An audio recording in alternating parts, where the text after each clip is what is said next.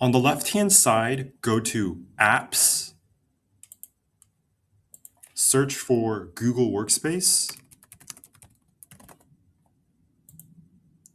click on the app, and then select Connect to Google Workspace.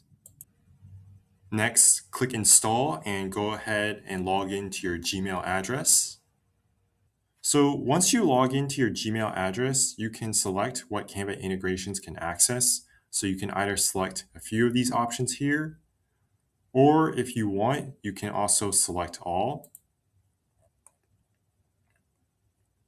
And then just hit continue. And then here you see Canva has been installed. So now Canva has been added to all of these Google apps.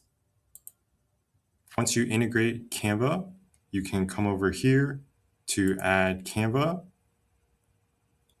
And now you can start selecting designs that you want to incorporate into your email. So for example, if I want to incorporate this design, I can select it and I can send it off to whomever.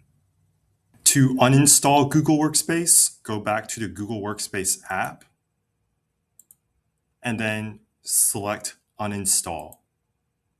And then you can select uninstall app.